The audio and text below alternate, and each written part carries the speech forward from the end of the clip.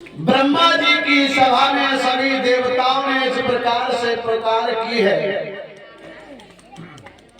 तो आकाशवाणी हुई। क्या हुआ?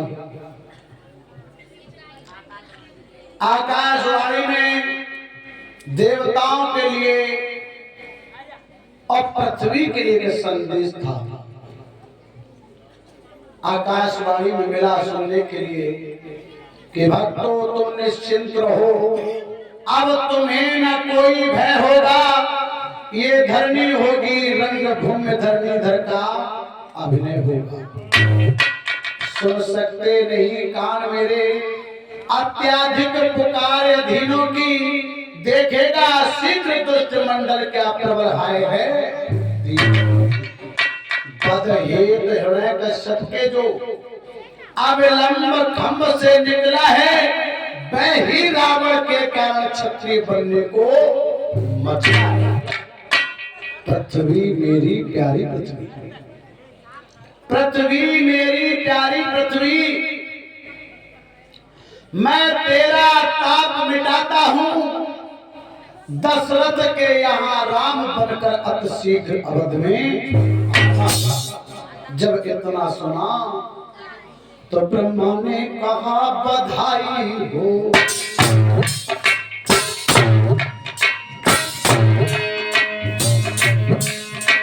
ब्रह्मा ने कहा बधाई हो। भदो पानिया बधु आते हैं, भदो पानिया बधु आते हैं। सुर बोले उनकी सेवा को हम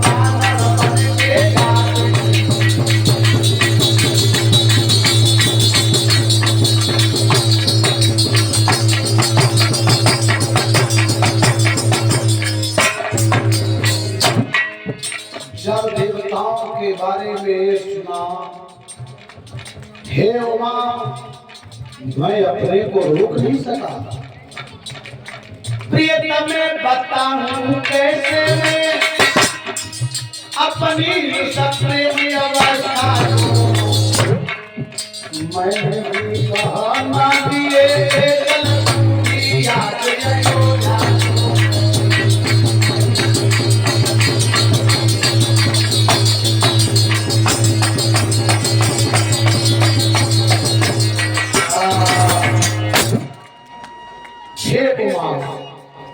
मैंने कहा नादिए से आज तू भी अयोध्या को चल। इधर अयोध्या में एक राजा हैं जिनका नाम है महाराज दशरथ। संक्षिप्त में कथा बोल रहे हैं। चक्रवर्ती चूड़ामणि अयोध्या नरेश दशरथ के सब कुछ है, लेकिन एक संतान नहीं है। और गोस्वामी तुलसीदास जी लिखते हैं परीक्षक महाराज बड़ा सुंदर भाषा में क्या कि एक बार भूपति मन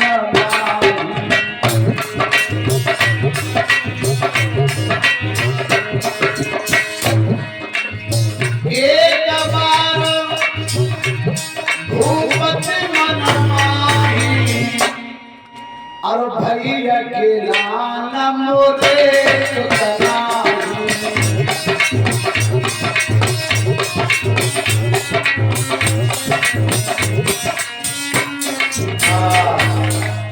एक बार भूपत मन माही और भैया गिलान मुरे सुतना ही। एक ही बार को भैया जो चीज हमारे पास नहीं है उसकी तो हमें रोज चिंता खाएगी। लेकिन दशरथ को ऐसा क्या हुआ कि पूरे जीवन में सिर्फ और सिर्फ एक बार अपने घर संतान अर्थात एक पुत्र के सुत कहते पुत्र नहीं था, उसकी चिंता भी आ गई। इन बच्चों को शांत रखो। इधर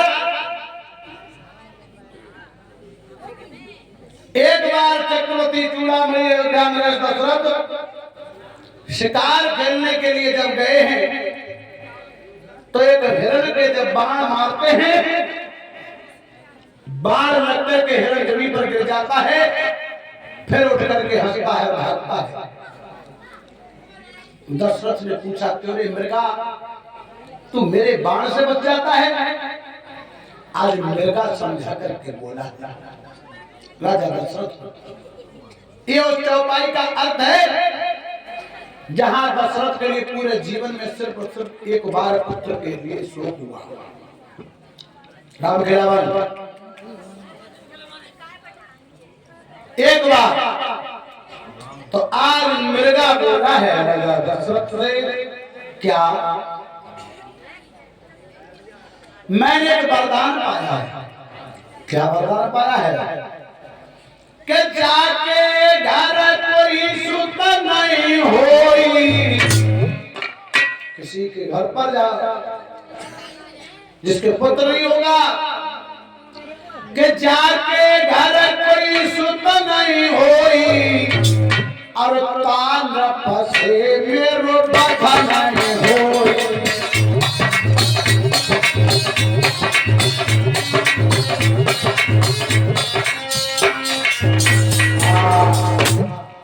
आज राजा दशरथ कहने लगे हैं मन में, बाहर विधाता, बाहर विधाता, आज नर नारियों की जगह मुझे ये पशु पक्षी ताना मार रहे हैं। घर आकर के दुखित और दुखित होकर के संध्या के समय 4 पुष्प लेकर के पहुंचे हैं कहां? गुरु वशिष्ठ के। और मेरे भगवत प्रेमियों, कितना ही धन का भंडार भरा हो, लेकिन एक संतान के बगैर सब सोना है। जिनके संतानें नहीं हैं, संतान न होने का दुख उनसे पूछो। आज महाराजा दशरथ 4 पुष्प लेकर के 4 पुष्प लेकर के 4 पुष्प लेकर के गुरु वशिष्ठ के चरणों में पहुंचे हैं। जाकर के पुष्पों को चढ़ाया, चरणों को पकड़ा। वशिष्ठ ने कहा, हे राजन, भैया थोड़ा शांत करो, बच्चों को कथा में आनंद नहीं आता। ये तो सोचो कम से कम हंसने की कथा है या रोने की कथा है। जिनके कोई संतान नहीं होती है, दुख उनसे पूछा जाए, और संतानों का दुख आज वही दुख लेकर के महाराजा दशरथ गुरु वशिष्ठ के चरणों में पहुंचे। कुछ कुछ उनका गला रुट गया और रोने लगे। रोकर के वशिष्ठ बोले कि गुरुवर कर चुका विवादी,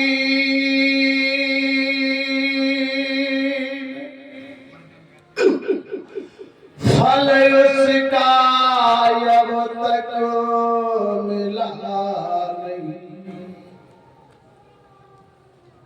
एक नहीं 3 विवाह कर लिए है, चौथा आने वाला हाथ कमल अभी तक खिला नहीं। एक बोल बहुत थकी कि बेहतर वर ही क्या तरवर है,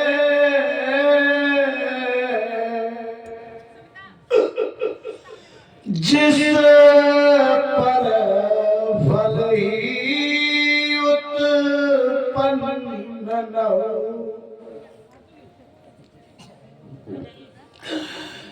वह जलधर ही क्या जलधर है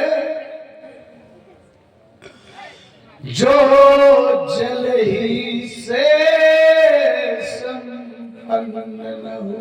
हे गुरुदेव, क्या वो वृक्ष वृक्ष कहलाने का अधिकारी है जिसकी डाल पर कोई फल उत्पन्न न हो? वो जलधर का जलधर अर्थात अपने को तालाब के आने का अधिकारी है जिसमें एक जल की बूंद न हो। ये गुरुवर, मुझे बड़ी चिंता खाए जा रही है। मेरे घर में कोई संतान नहीं है। आज शिकार के वक्त मुझे एक मृगा ने भी ताना मारा है गुरुदेव।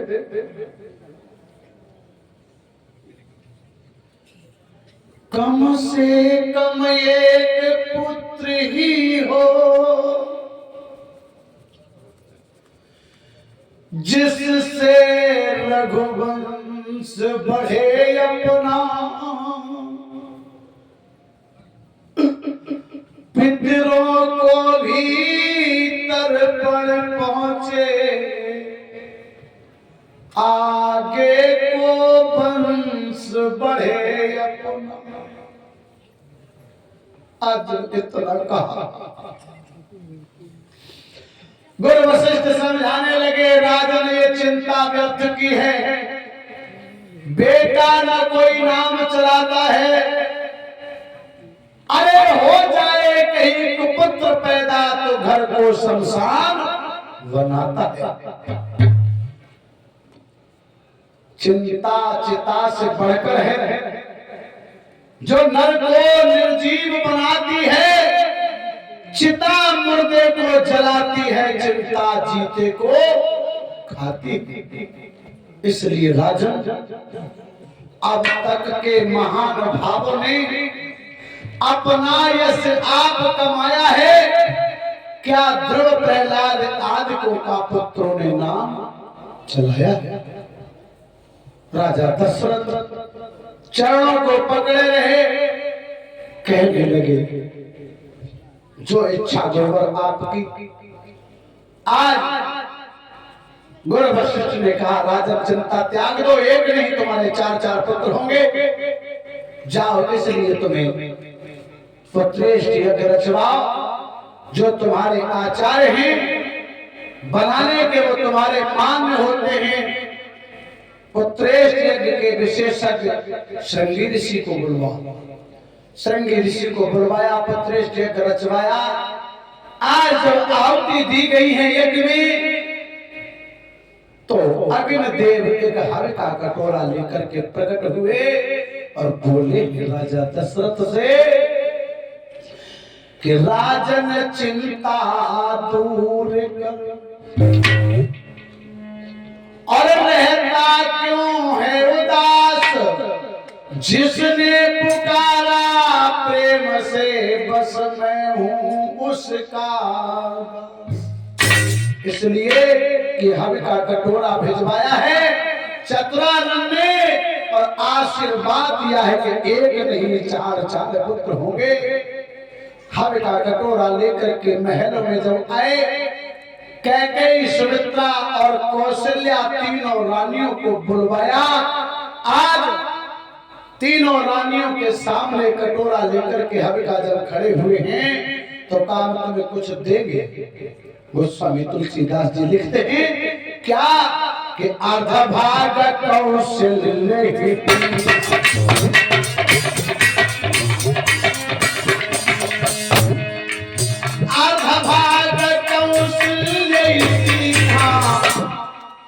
आधा दे दिया, तो कितना बचा? आधा।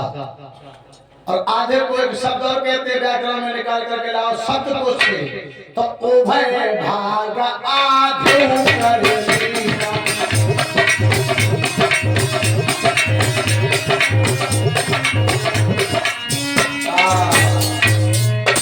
आधा कौशल्या को दे दिया, जो आधा बचा उसके फिर दो भाग किए, उसमें से एक भाग कैकेयी को दे दिया। जो अब आधा बचा उसके दो भाग करके एक कैकेयी और एक कौशल्या को दे दिया।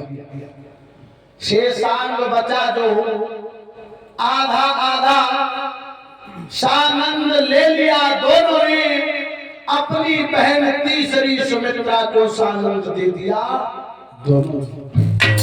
राजा दशरथ चले गए और इधर वही समय आ रहा है धीरे धीरे